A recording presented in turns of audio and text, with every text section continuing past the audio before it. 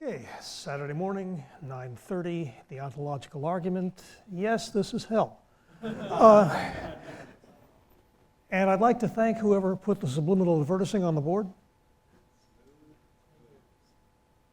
You can't quite see it, but it'll be in your mind as I'm speaking. Okay, my contact with Peter has been his work in philosophy of religion. And I know that probably many people at this conference haven't really read that. So I can just say it's as good as you'd expect. One of his papers especially, the place of chance in a world sustained by God, is to my mind a minor classic on the subject. There's one key move in there that's beautiful, which is just to say God can will at disjunction. Either A will happen or B will happen, and that's it.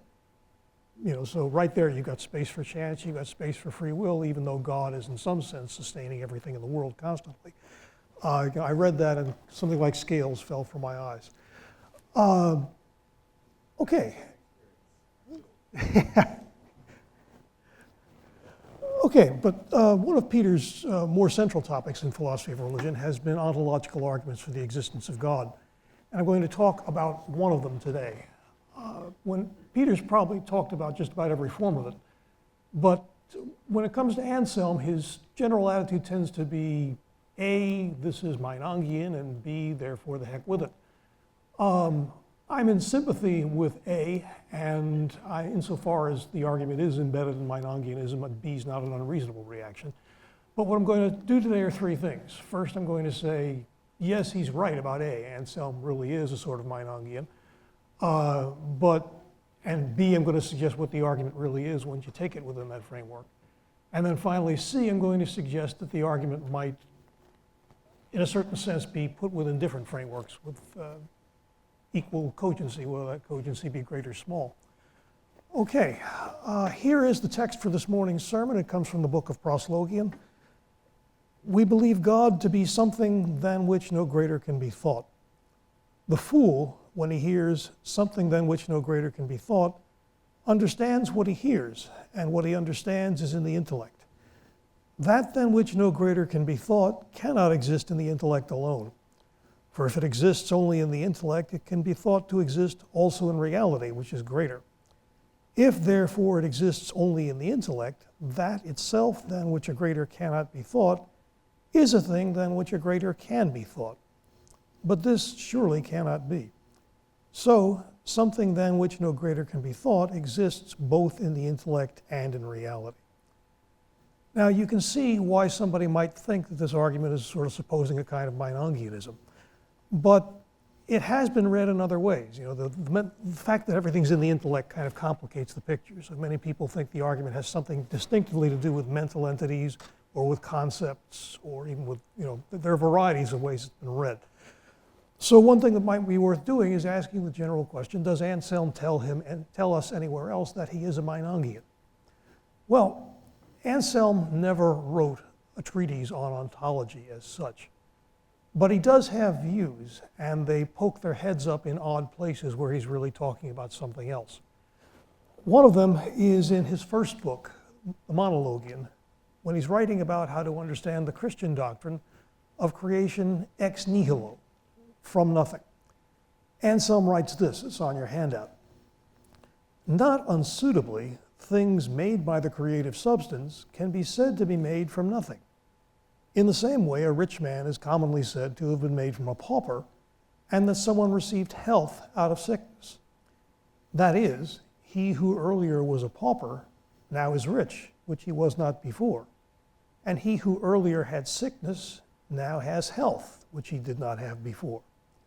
Thus, if the creative being is said to make all things from nothing, in this way not unsuitably can be understood that things which earlier were nothing, now are something.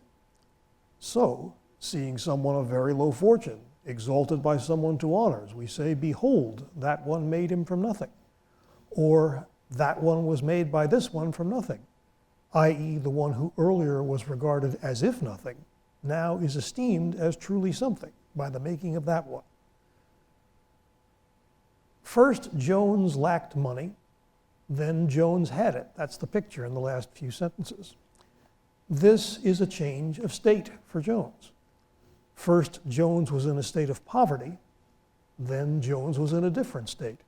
And in this way, I quote, we can, not unsuitably, I quote, understand creation. If we understand it this way, then creating Jones was also a change of state for Jones. First, Jones lacked existence. Jones was in the state of being nothing or non-existent. Then Jones, the very one who was nothing, was in a different state.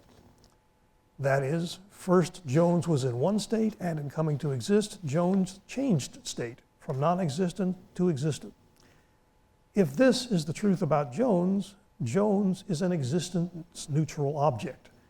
Jones is part of the ontology whether Jones exists or not. Now you might think that perhaps Anselm didn't really mean to posit a property bearer that changes state.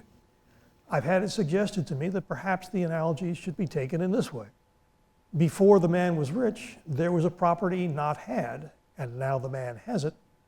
Similarly, before God creates, there are properties not had, namely all of the creature's properties, and now it has them. That is, perhaps Anselm's analogies, so it was suggested to me, target only changes in what properties are had, not changes of state in property bearers. But if properties are his only point, Anselm is not making it well, for his discussion emphasizes the property bearer, and he could easily have avoided that. Again, perhaps the analogies don't reveal a view. But the chapter's goal is to get clear what it is for creation to be, quote, from nothing. It would be remarkable if an able mind, trying to clarify the phrase from nothing, and not thinking of creation as changing something's state, gave as analogies only changes of state, focused on the property bearer which changes state without in any way qualifying this, parsing it, etc., and then emphasized that he considered the analogies not unsuitable. If he didn't mean the change of state model seriously, it would seem that he was missing the analogy's most glaringly obvious feature. Further, Monologian 9 gives Anselm's official account of the phrase ex nihilo. It's also on your handout. The things that were made were nothing before they were made with respect to this, that they were not what they now are, nor were they made from anything. He could have said simply that they were not, or that they were not anything, paralleling Monologian 8's official reading of nothing from nothing as not from anything. He says instead that they were not what they now are. This hints that they were something else instead previously, and accords perfectly with the analogy in Monologian 8. Now, Monologian 8 and 9 are not about ontology, but the way Anselm talks about creation ex nihilo suggests that he believes in existence-neutral objects, again, things which are part of the ontology whether they exist or not. Analogies are loose, popular speech. But when Anselm emphasizes the way to apply them by saying, in this way, he's pointing to ways he thinks that this loose, popular speech displays how things really are. We might also approach this in terms of charity. Either Anselm did not really think of creation as a change of state, but he gave 3 bad analogies and emphasized the wrong way to apply them, or he held a change of state view and the ontology that it requires and gave analogies appropriate to these. So which is the less charitable thing to say about Anselm? That he is sometimes inept, or that he holds a theory many reject? I think charity also goes for my interpretation then. So what is the argument? There's a sense in which any logical analysis you give today, using symbols and all the rest, has a decent chance of not being exactly what Anselm had in mind. And the sense is that we are much more precise than he was, and it's as if he had no glasses and we're wearing glasses. We see the fine structure more. There's also a sense in which the analysis I'm going to give is a little bit less plausible than some others you might have read elsewhere. because there's one feature of Anselm's text that I'm not going to preserve, and I'll point it out when I get to my formal reading. But still, I think what I'm saying might well be what he had in mind, and I think that for a reason you'll see, it's the most charitable way to read the argument. I'm going to abbreviate his phrase, thing than which no greater can be thought, with the letter G. However, having said that, let me note that for Anselm, being a thing than which no greater can be thought is equivalent to being a greatest possible object. Here's one direction of the equivalence that you can see fairly easily. If the property of being a greatest possible object can be thought, and so I think would say it can, then something is a thing than which no greater can be thought, only if it is a greatest possible object. Now you might think, well, what about impossible things that would be greater than the greatest possible object? I mean, that's obviously impossible, but we're talking Meinongian here, so that's in the ballpark. But I'll mention, as I'll show you shortly, whatever Anselm's theory of objects is, it doesn't include impossible ones. So that's not something he would take seriously. In his mind, being a thing than which no greater can be thought implies being a greatest possible object. And I could show you the reverse implication as well, but it would take too long, so just trust me. So I'm going to discuss this in terms of a greatest possible object because it'll make the exposition slightly simpler. As I read it, one premise of Anselm's argument is that some object is a G, has the property of being a greatest possible object.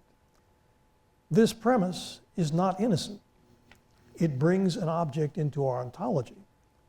It must, if it is to give Anselm something to argue into existence. But then, if he is not to beg the question, Anselm must be working within a framework that lets us posit objects even if they do not exist. And as we've seen, he does.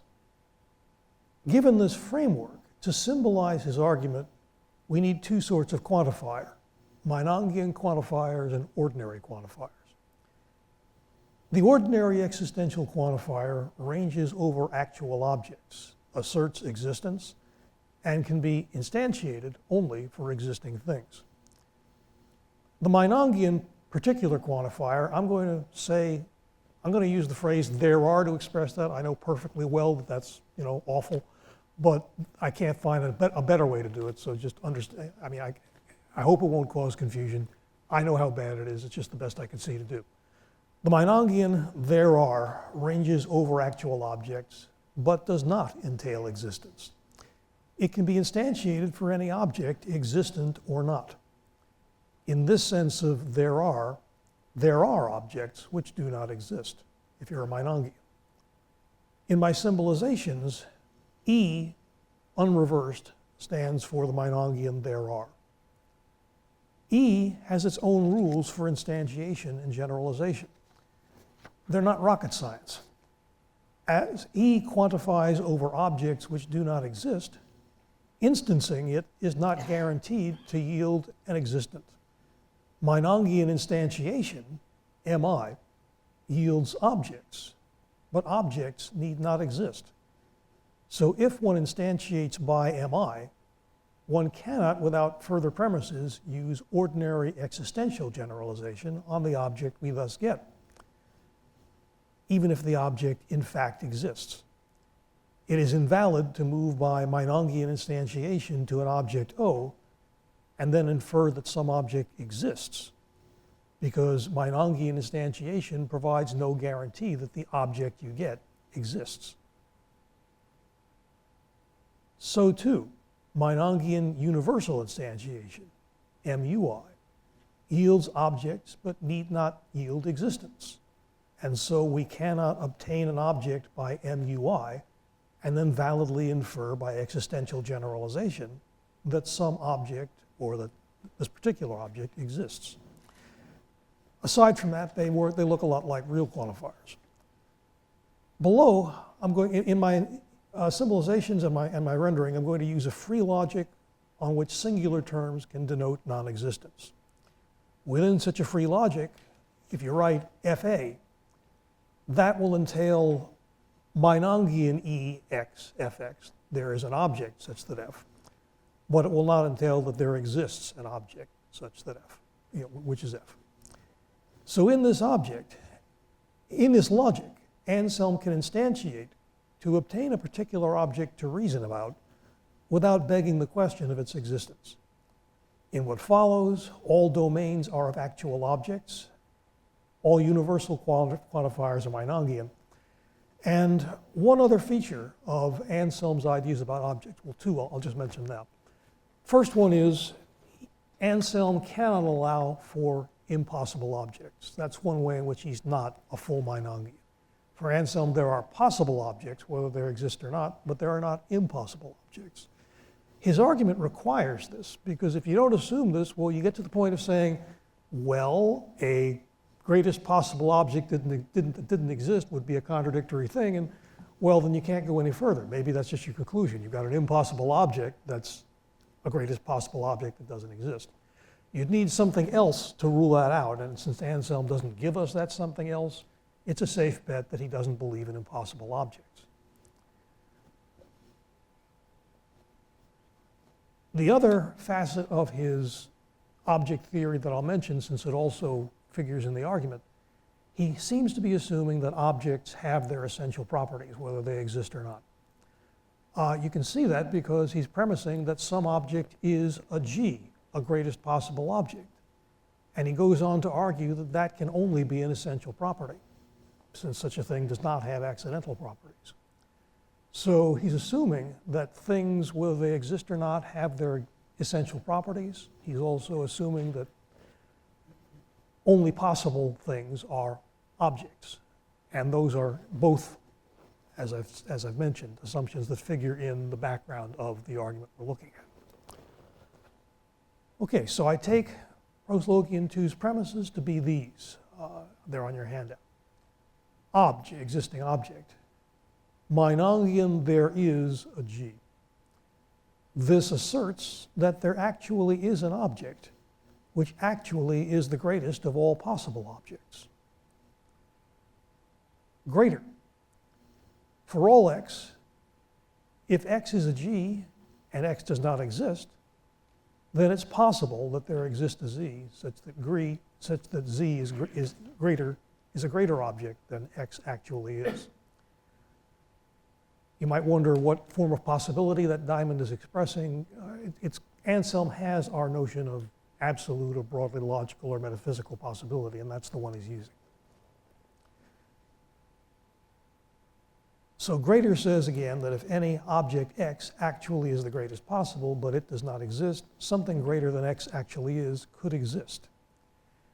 Now, Anselm, actually in the text that I read you, says that if a G does not exist in reality, it could have been greater than it actually is. My premise, greater, does not include this note. All it talks about is that there could be something greater than the thing actually is. It doesn't say that it itself could have been greater. And that note does not figure in the rendering of Proslogian 2 that I'm going to give you. As I see it, Proslogian 2 does not actually depend on the claim that if an object does not exist, it could be greater. Rather, I think, that is an illustrative flourish on the main idea, which is simply that of being surpassed. Okay, and then finally, def, because this is more or less a definitional truth. I could have called it an analytic truth, but I didn't like what the abbreviation for that would have been. Anal. Def says for all x, if x is a G, then it's not possible that there exists something which is greater than x actually is. Now, Anselm's actual argument proceeds by reductio, but he doesn't really need to do that. Once you've got greater, you can just use that. There's an instance of greater on your handout. If, proposition A, G actually is the greatest possible, and proposition B, G does not exist, then C, something greater than G actually is, could exist. If A is true, then there couldn't be something greater than G actually is. So if A is true, C is false. since C says that something greater than actually is, than A actually, and since C says that something greater than G actually is could exist. So if A is true, C is false. And so the conditional is true only if B is false, as Anselm has seen. That's the simple, straightforward way to get from the premises to Anselm's conclusion. But he goes by reductio. And it's on your handout, and rather than read out all the symbols, I'll just give you a moment to read through it.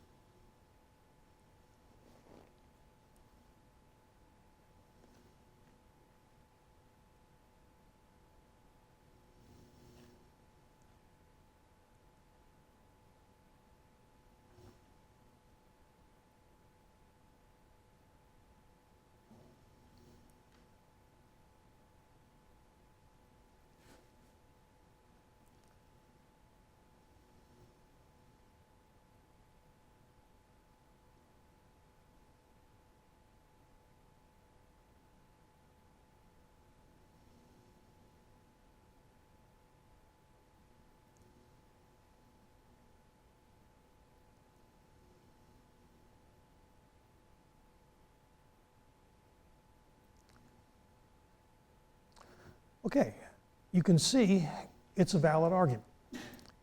And thus objections to it have to focus on its premises. Def needs no argument, it's just obvious. Anselm seems to think that the claim I've called greater is similarly obvious, but it's not.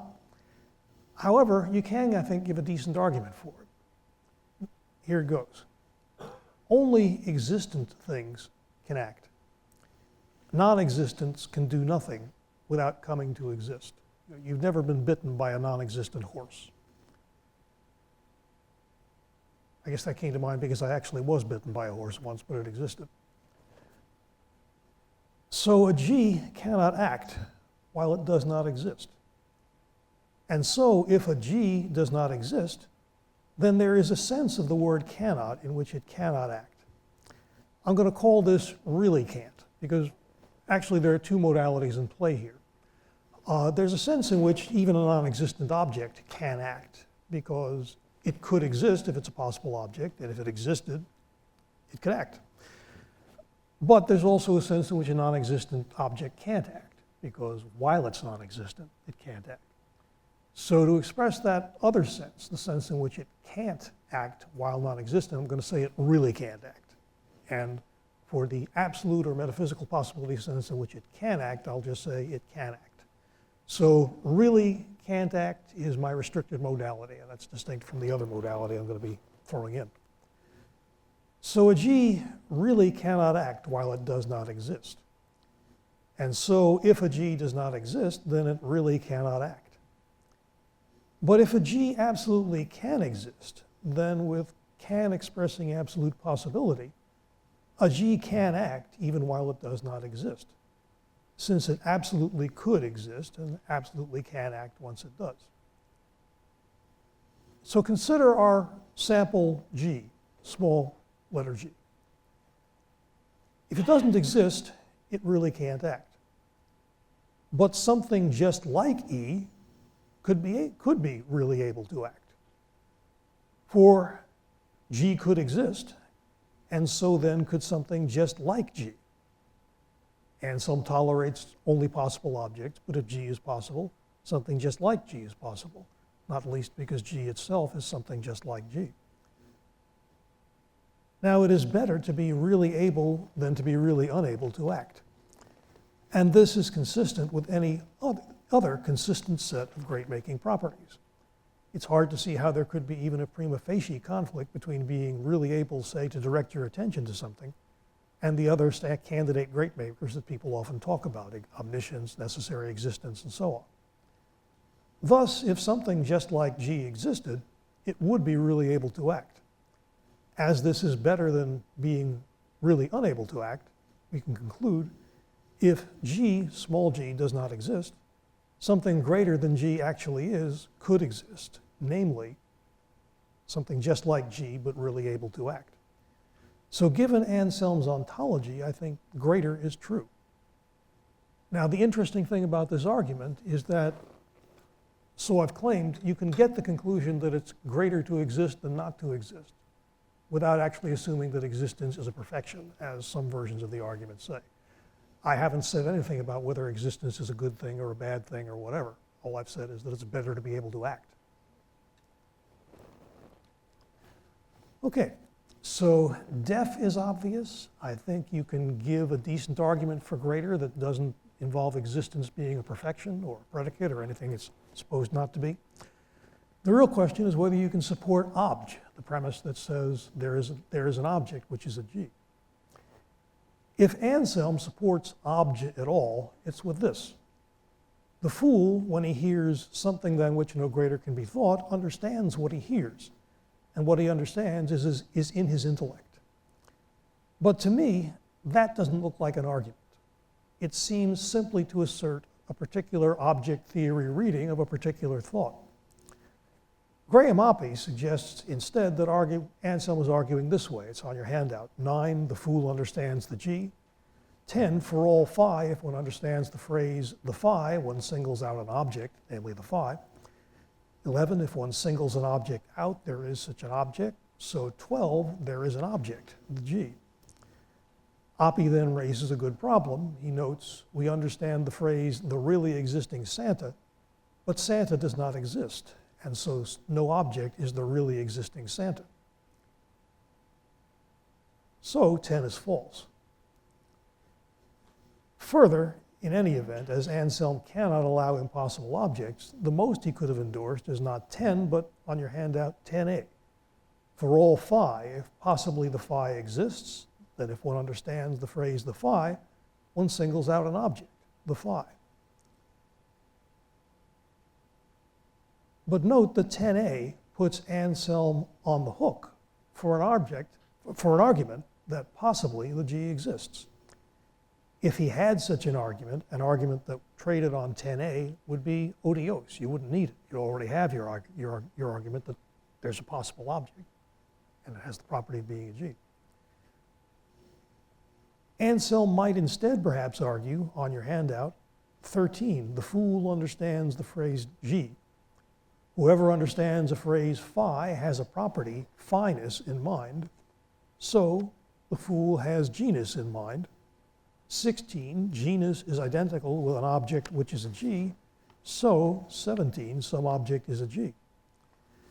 Now surprisingly, Anselm believes 16. He does believe that genus, the property, is identical with something which is a G. However, we understand the phrase the round square. And so 14 is true only if there is a property of being the round square. If Anselm rejects impossible objects, it's hard to imagine him being friendly to unexemplifiable properties. But if Anselm replaced 14 with a claim restricted to exemplifiable properties, the argument would need an additional premise, that genus can be exemplified. And if you had a good argument that genus can be exemplified, you wouldn't need the argument we've just run through. Finally, Anselm might allege that we, quote, really understand only phrases that express exemplifiable properties. But if he tried that, he would just be shifting the bump in the rug, because then he would need to show that we, quote, really understand the phrase the G, and he could do that only by showing inter alia that genus is exemplifiable, and so he'd still be on the hook for a further argument, namely that G is exemplifiable, that he never gives us. What's the moral of the story? I think that Anselm never really argued for obj, and if we read him as doing so, the arguments his text might suggest are unimpressive, which is another reason, namely one of charity, to suggest that he really didn't mean any of these arguments. In assessing the premise obj, 4 things matter. Object theory, what we make of the copulas in obj, we haven't talked about that. The abstract claim that the hierarchy of possible greatness has a top member, i.e. that a G, a greatest possible object, is possible, and the associated belief that this top level of the hierarchy of greatness will have divine attributes. Those are 4 substantial things to have to worry about. But, in a sense, we need not worry about the first 2. the object theory and what you make of copulas once you've gone Meinongian. Because I'm now going to suggest that we can parallel P2 within other ontologies if we find other ontologies less noxious. And this also brings me back to Peter for a moment. As I said, his attitude to this particular argument is it's Meinongian, and so the heck with it.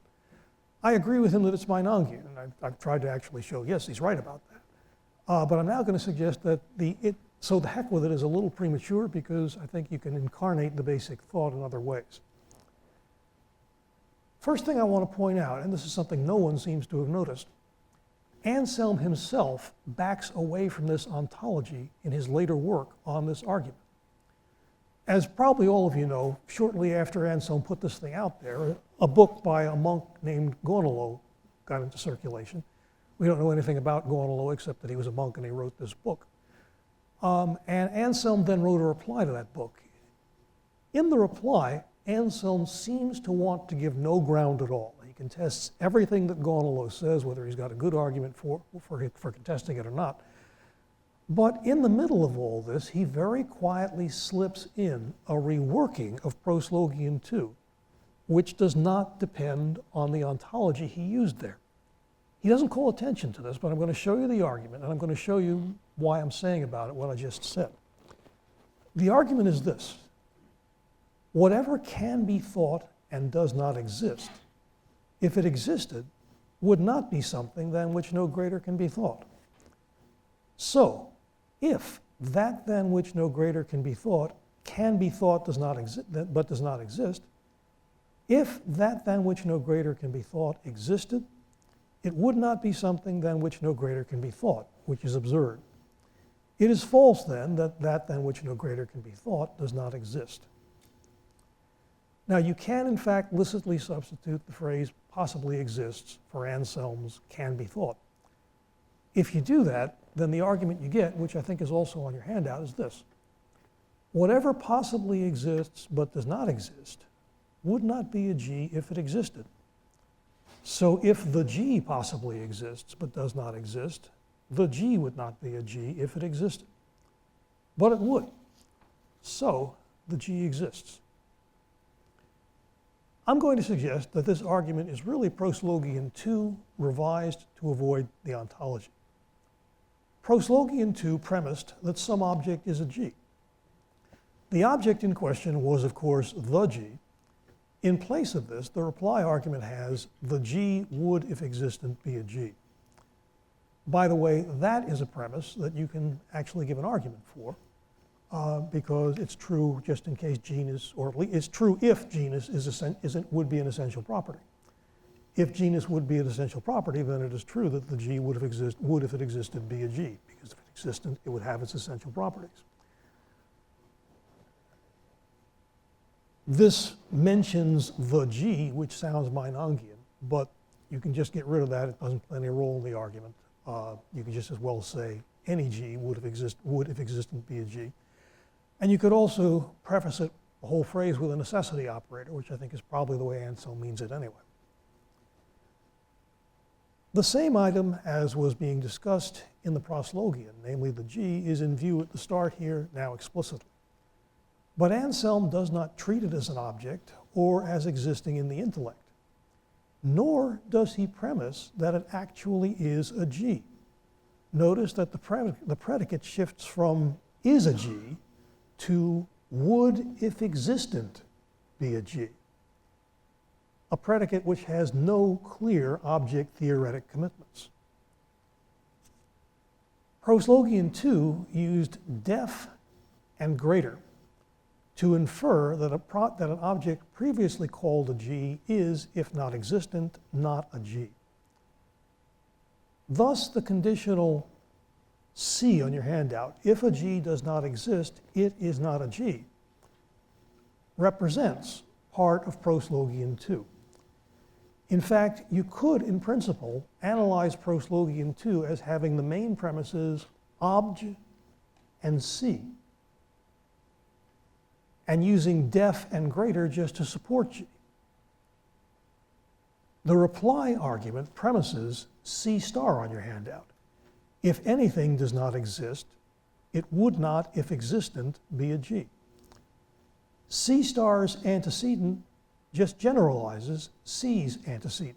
C's antecedent was if a G does not exist. C star's is if anything does not exist. That's a good thing to do if you want to avoid obvious commitment to objects.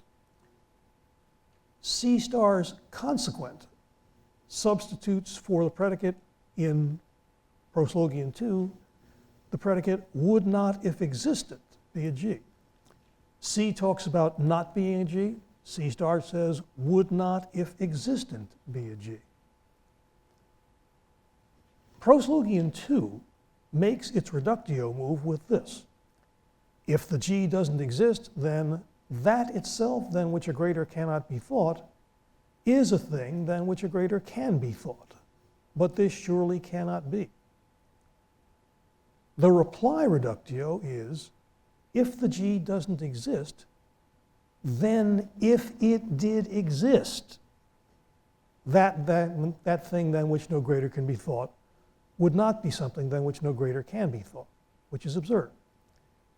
That just is the Proslogian 2 move reworked to deal with, in the predicate, would not, if existent, be a G, rather than with the predicate actually is a G. So this is, in fact, a very close parallel to the Proslogian 2 argument, but it has no particular object, no particular ontology. It says nothing about objects existing in the intellect, nothing about objects existing in reality, nothing about objects being in both places. Modulo excising all of that, it parallels P2. So it seems to rework P2 without Anselm's ontology, and I think it is probably meant to. Conclusion. Gaunolo had gone after Anselm's ontology specifically. Anselm didn't really want to admit that Gaunolo had any point, but he quietly says, maybe he does, and he shows that you can do the argument without that. So that's one way of getting away from the Meinongianism of Proslogian 2.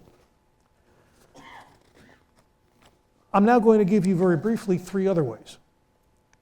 What follow are arguments on P2's general pattern, which I hope incarnate P2's basic thought, and they're on your handout. First is one which deals in properties and second-order logic. In the place of obj, let's now premise that some exemplifiable property would, if exemplified, confer maximal greatness on its bearer, i.e. that 18 on your handout, there exists a phi such that possibly something has phi and phi confers maximal greatness. That's what the symbolization there says. Let's use the wedge symbol now to say confers more greatness than. Then paralleling def is the premise 19. Necessarily, for all phi, if phi confers maximal greatness, then there is not a property psi such that psi confers more greatness than phi. Paralleling greater is 20 on your handout. Necessarily, for all phi, if it is possible that something have phi and nothing has phi, then there is a property which confers more greatness than phi. It asserts again that if a property phi can be exemplified but is not, some other property would, if exemplified, confer more greatness than phi would. Okay. 18 through 20 are framed within realism about attributes. Just as Anselm's original requires Meinongianism not to beg the question, 18 through 20 require Platonism about attributes. The reason is that on any non-Platonist theory, 18, the assertion that the attribute exists, begs the question. For any non-Platonist view, a property exists only if it has an instance. And so we would have to assume or argue that something has the property to support 18. So, like Proslogian 2, this argument carries a somewhat controversial ontology, namely Platonism about properties. But you could at least say this. Platonism is a clearer theory than standard versions of Meinongianism. It involves no mysterious Meinongian copula, no mysterious Meinongian particular quantifier, and no distinction between nuclear and extranuclear or other Well, if you've done some Meinongianism, you know they make a distinction between two kinds of properties. The kinds objects have when they just don't exist and the kinds they have when they do. You need that on a Meinongian theory. You don't need that on Platonism. So, though many Platonist theories are as profligate of entities as Meinongian theories are, their entities and their machinery are more intuitive. Instancing 18 through 20, we get the following argument, which is on your handout. Genus would confer maximal greatness if it were exemplified, and genus can be exemplified. If genus would confer maximal greatness, no property would confer more greatness than genus. If genus can be exemplified but is not, some property would confer more greatness than genus. It follows that genus is exemplified. 18 through 20 get us validly to the existence of a G, which is Proslogian 2's conclusions. And as you've seen, the root is broadly parallel to the one Proslogian 2 takes. 18, the assertion that a property exists, seems about as hard to support as the premise that some object actually is a G. Maybe it's a little easier because properties are easier to believe in than the Meinongian objects are, but leaving that aside, it's the same basic thing you've got to argue, namely that something could be a G. 19 has Def's air of tautology. 20 says that any exemplifiable property that is not exemplified confers less greatness than some other property confers. Now that's not obviously true or false, and I don't see a quick argument either way. It might seem that evaluating it would take some serious thinking about just which exemplifiable properties there are. However, we really need to think only about one property.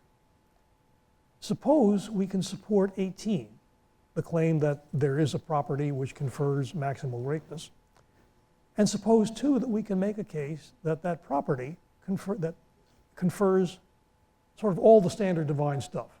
Necessary existence, omniscience, omnipotence, on and on. Call that property now capital G.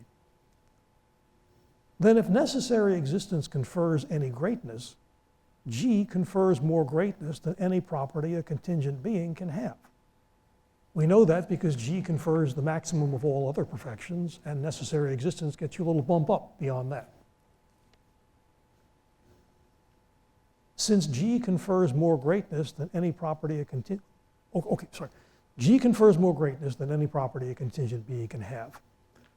Only properties a contingent being can have are properties that are exemplifiable but not exemplified. Since G confers more greatness than any property a contingent being can have, it confers more greatness than any property that is exemplifiable but not exemplified.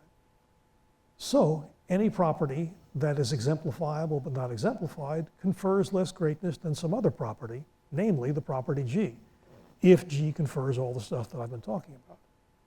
In other words, if you can make a case that 18 is true and provides the godlike being we want out of Proslogian 2, we get 20 thrown into the bargain. We don't need any further argument.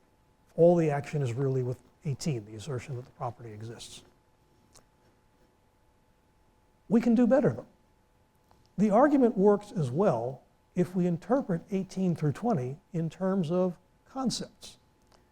The result runs on your handout. The concept of genus ascribes maximum greatness and can be satisfied. If it ascribes maximal greatness, no concept ascribes more. If it can be satisfied but is not, some concept ascribes more. It follows that the concept of genus is satisfied. Okay. Anselm is at pains to argue that we have some concept of the nature of a G, despite his equal insistence that there are limits to what we can conceive of it.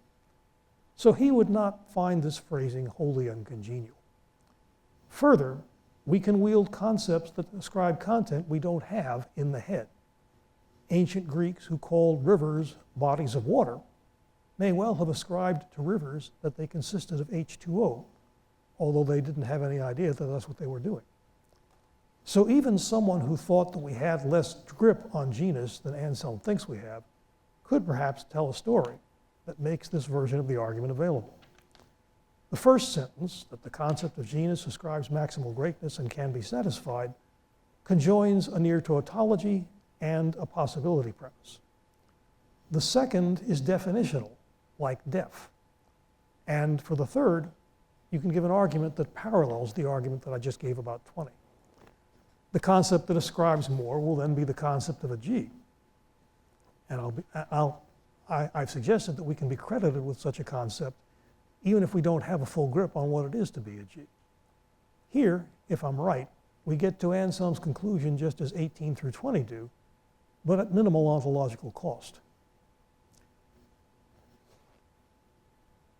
Let's now make a modal claim in place of obj, 21 on your handout, that possibly there exists a G. Paralleling greater, we can give 22. Necessarily for all x, if x is a G and does not exist, then possibly some z is greater than x. Understand that as, for any possible world W and individual x, if x is a G in W and x is not in the domain of A, the actual world, then in some possible world there is a z, which would be greater if it existed than x would be if it existed. Or equivalently, understand that as in some possible world W star, there is a z which is greater in W star than x is in W. To parallel def, we say that 23, necessarily for all x, if x is a G, then possibly some z is greater than x.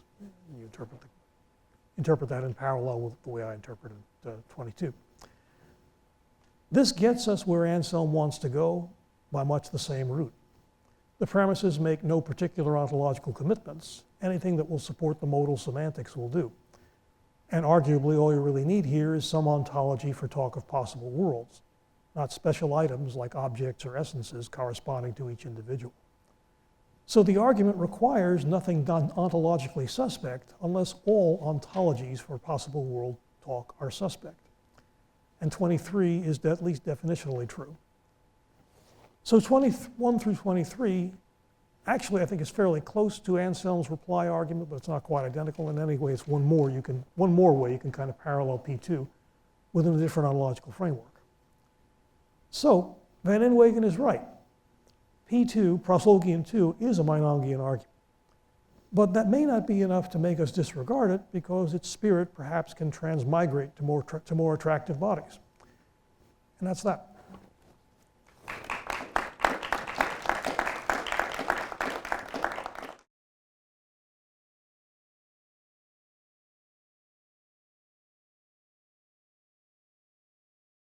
I'd really like to discuss you might call it the reconstructed argument at the end, but I don't think I have enough space for that here. So I'll just, I have a recommendation about your representation of the Proslogian 2 argument. You correctly point out that you're going to need two quantifiers, two existential quantifiers, or two particular quantifiers, whatever we call them.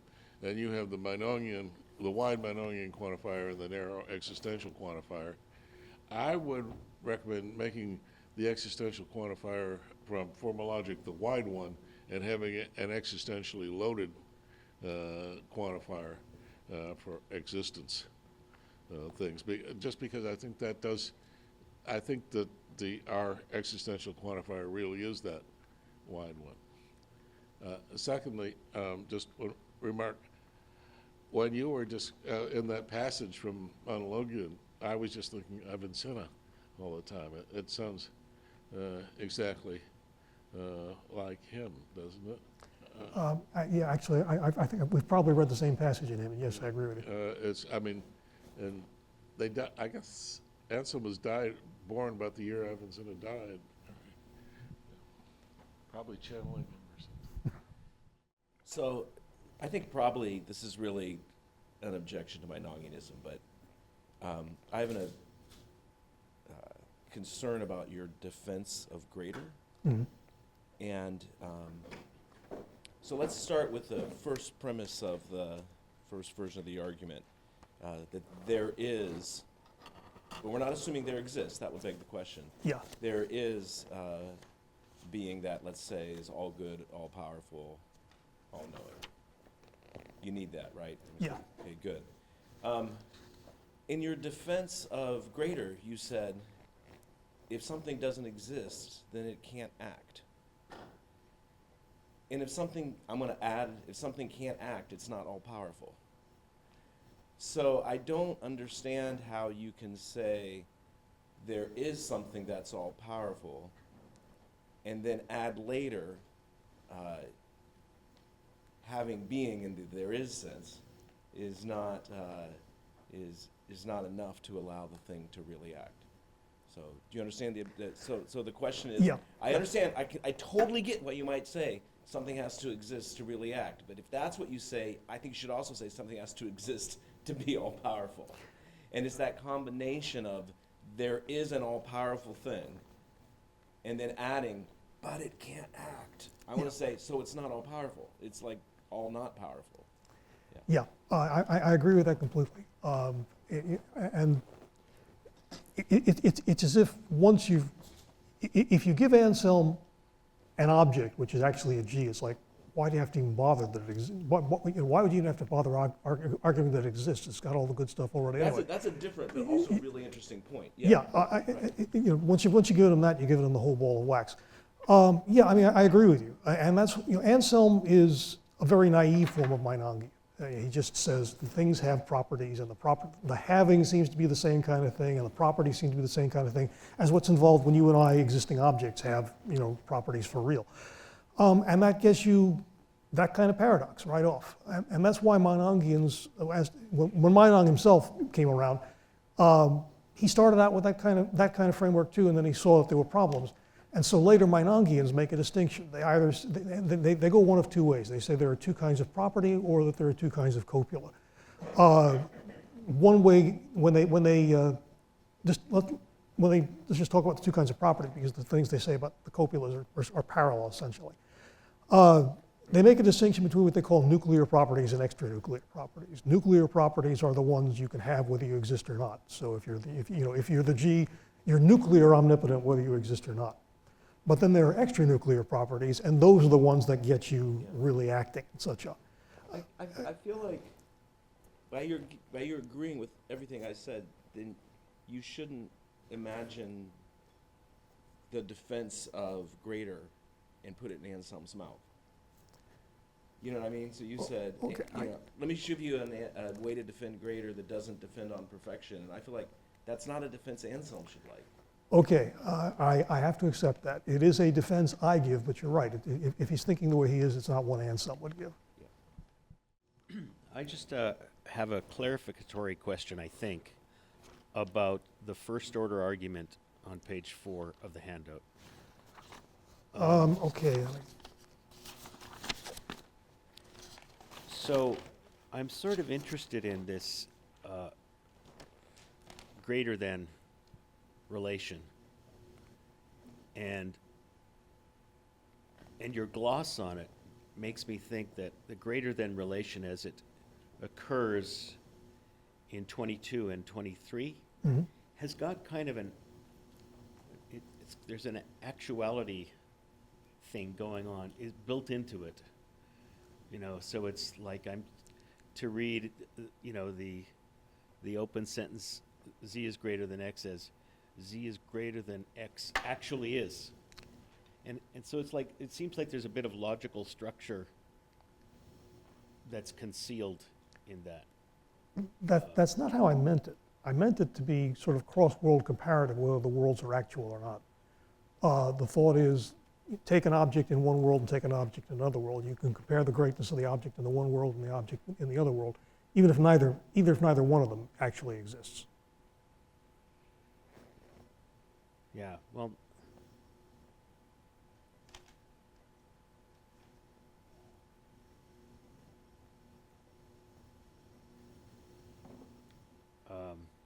okay, I will stop there. Okay. I think it might be better if there was an actuality operator in there, but I can't convince you of that right Okay. I mean, it feels to me like, so you've got a diamond there at the beginning of the antecedent. It's not possible that there's a z such that z is greater than x. Yeah. And the diamond sort of takes us to a certain world. And then Excludes the cross-world thing. then it takes us to that world and then says this next statement is true there. And I feel like if we're comparing z's greatness in that world with x's greatness in another world, we need to introduce that world there somehow. You know, I mean, in your gloss on it shows up, but in the formalism, Okay, yeah, it's yeah, not that's a really good point, that's a good point. John. Two little suggestions about maybe how to regiment things maybe even slightly better with the concepts. And Okay, but can I borrow a pen from somebody? I mean, I don't want to forget these suggestions. if we're doing sort of higher order regimentations and whatever, I have a suggestion about how maybe to make things even better regimented. Or two little suggestions. I'll start with concepts. If you're thinking at least that there are satisfiable and unsatisfiable concepts and instantiable and uninstantiable properties, then I wouldn't be regimenting the arguments that I think you have in mind the way you are. Because the way I would think, for example, if the concept G ascribes maximal greatness and can be satisfied, it's not true that no concept ascribes more. I mean, the concept of being greater than a thing that has maximal greatness does ascribe more. It's just unsatisfiable. So you need a second dose of satisfiability in the formulation. Right. And that actually comes up in the counterfactual logic that's implicit in the first regimentation. I would have thought that suppose maximal greatness can be exemplified. It's not true that, in my counterfactual logic, that no property would confer more greatness than genus then. I think being a married bachelor would confer more greatness because it's vacuously true that if something were a married bachelor, it would be great, you know. Yeah, okay. You sort of see, so again, you need a second dose of instantiability in the regimentation of the argument. I'm just trying to say friendly things. I think. Yeah. Yeah. Another thing that would help me a bit if we're really, you know, there's a lot of underlying logical structure in greater than X actually is. What we're actually talking about there is we're comparing, as it were in the language of worlds, we're comparing trans-world degrees of greatness. But if we're actually going to do that in box and diamond language, I think it would help to quantify over degrees of greatness and then have that in the, you know, so there's a degree of greatness that's necessarily the maximal degree of greatness and then start, and then you can, in a much sharper way, sort of, you know, you've got actually sprinkled around in sort of slightly haphazardly. Sometimes they're there, sometimes not. And you won't need that nearly as much if you say, hey, there's something that there's a degree of greatness, it's a maximal possible degree of greatness, so something have it, and then you can talk about which other things could or don't have it, i.e. that degree of greatness. Right, Do you right. see Yeah, what I mean? I yeah. just think it would sharpen the thing a little. That's great, thank you. Okay. So here's a thought. You can tell me what you think about it. I'm wondering what happens if we read the original Anselm as being Williamsonian instead of Meinongian. So neither are a perfect fit, but it seems like you can get quite a ways reading him as being Williamsonian. So one thing that's nice is you don't get impossible things. You just have possible things. I thought you could say more about that. That sort of seems like another option, maybe a somewhat cleaner option. Yeah, that's an interesting, I guarantee you that's not the way he thought, but it would just be interesting to put the argument in that framework.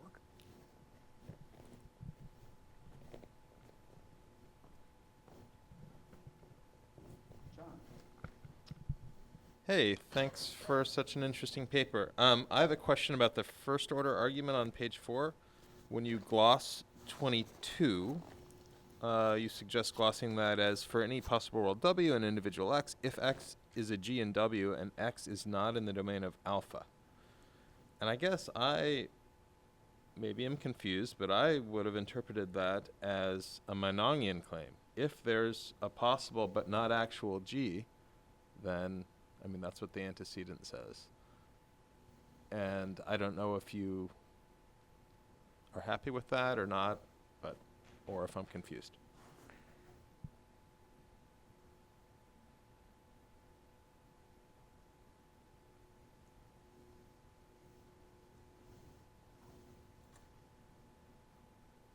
It doesn't have to be read in a Meinongian way, as far as I can see. All it says is X is a G in one world and X is not in the domain of this world. That's compatible with there being only existent objects, because if X is not in the domain of this world, well, it just doesn't exist, and you can just say that. If X is in the domain of some other world, you don't have to be committed to X as an object. All you really need is the world to underwrite that. I mean, I guess I was, I mean, there's sort of an old, I guess, debate about how to think about the domains in different worlds and possible world semantics. And I guess I was thinking, I mean, the sort of version where you have different worlds having different domains looks like a sort of Meinongian kind of picture of possible world semantics, because you have these possible but non-existent objects in the at least that you're quantifying over in the meta language when you're talking about this.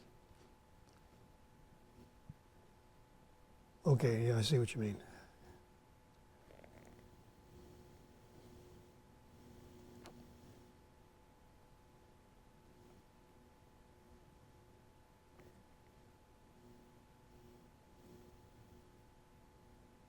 Okay, you're right. I'll have to put in something to deal with that. Thanks. I think this may have been said before, Brian, but I mean, if you've got a variable domain semantics, that inner quantifier in 22 is going to, it's the domain that it ranges over is going to vary as you travel across the worlds. So I think if you just put an actuality, embed an actually operator inside there, that should lock it on Okay. to our world. Yeah. That's the fix. I think that was suggested earlier, but. Thanks.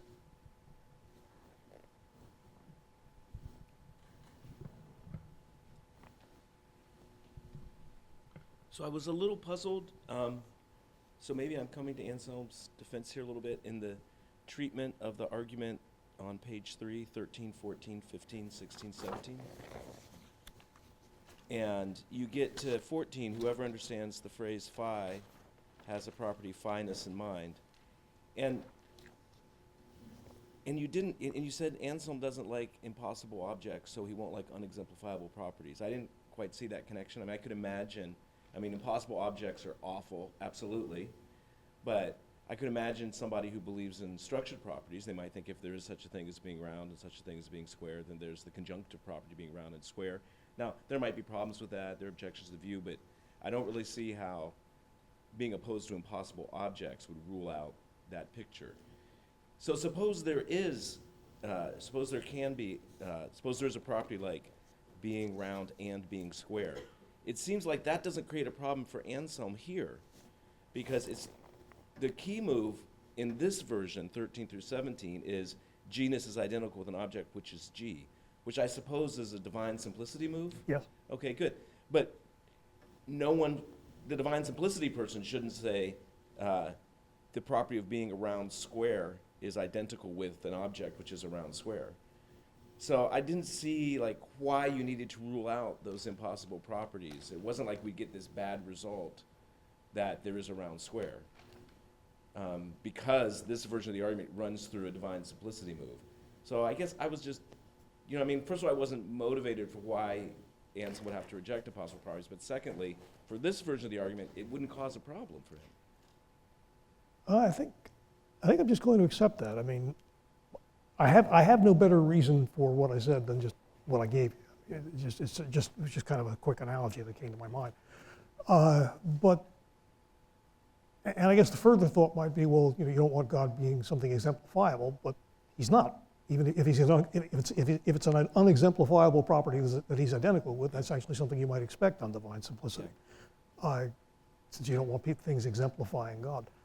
So I'll need to think more about that. And it's also really fun if, in fact, it's true that one version of a kind of a Ganilo, or Ganilo, however you said it, because I'm sure you said it right, a Ganilo parody of Anselm, one way to block and one version of it is through divine simplicity. That's like totally unexpected to me, but I can see how it would work here. That's kind of fun. Yeah.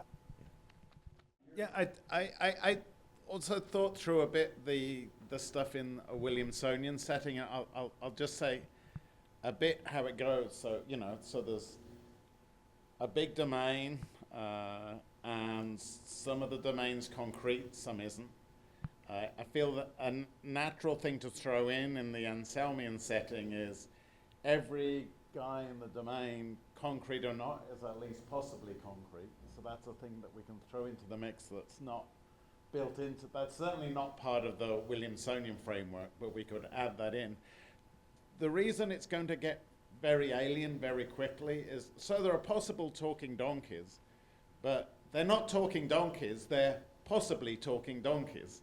And the most you ever get when you understand talking donkey is, even if you put thick constraints on understanding, the most you're ever going to get in that framework is, there are things, maybe they're concrete, maybe not, but there are things, and concrete is existence, that are possibly talking donkeys.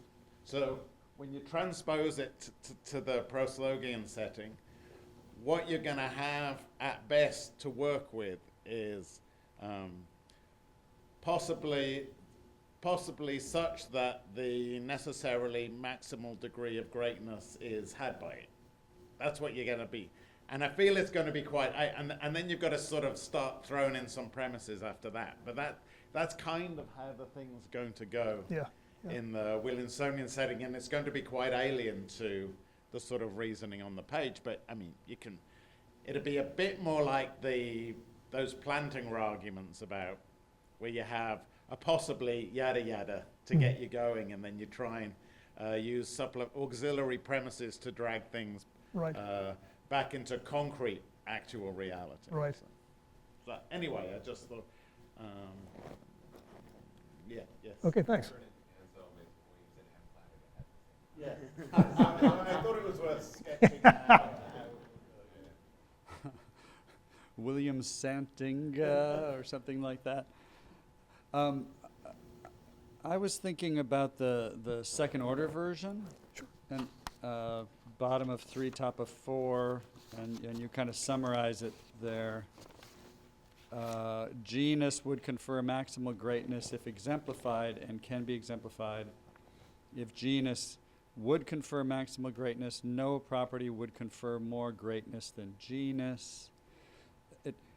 I wanted to sort of pause there and start making similar kind of moves that you can make in the ordinary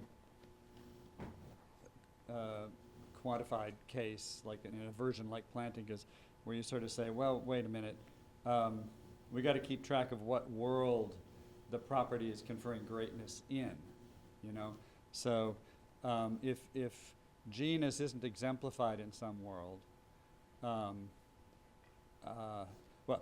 let's say, if being 20 kilograms,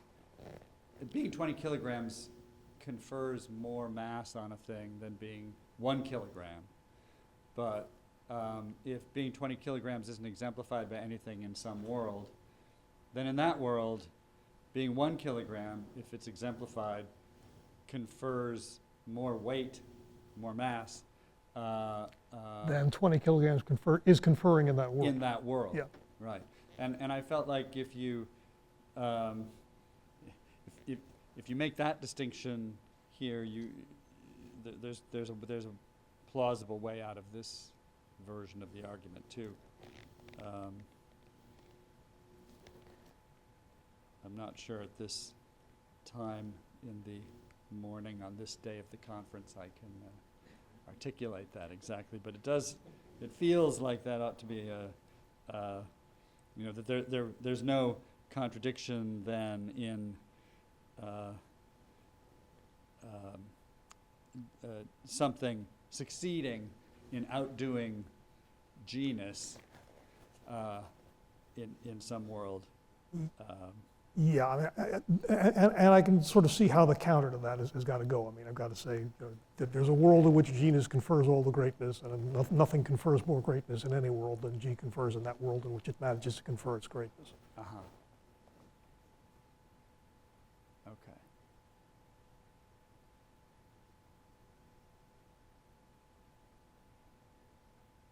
And that does it. Does that?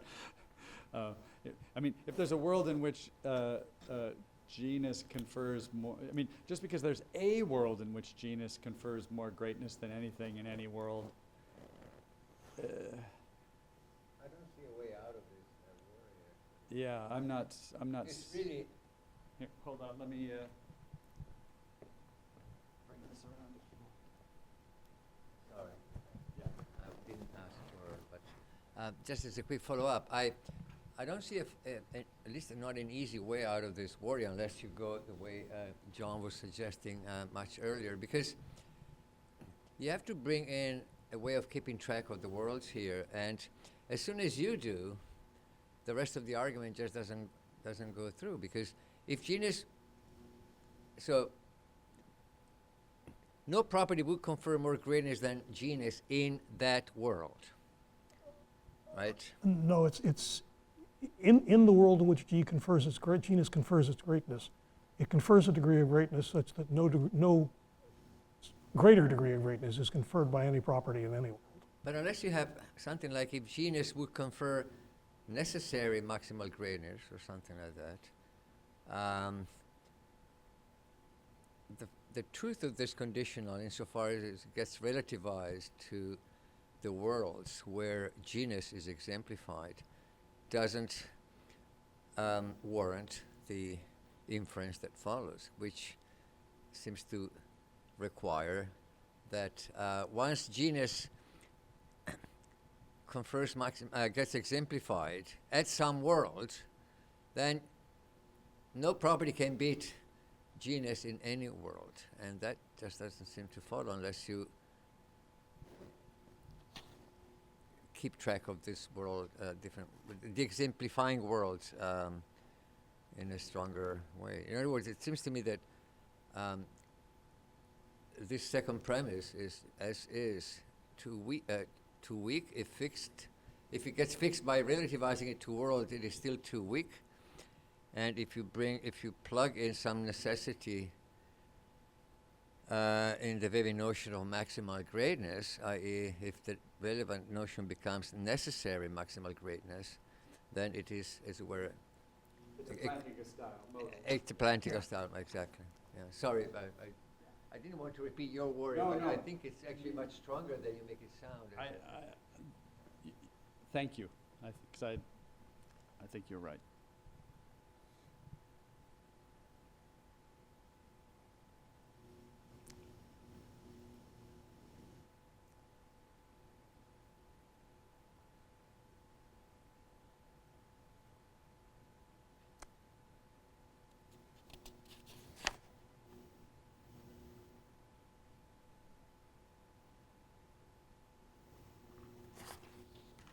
Okay, I'm not seeing why what you said would block the argument for 20 that I gave, but I'll just have to work it through. Yeah. We're about at the end. Is there any? Might be time for one more. Not barely. Okay. Going once? Thank you very much. Thank you.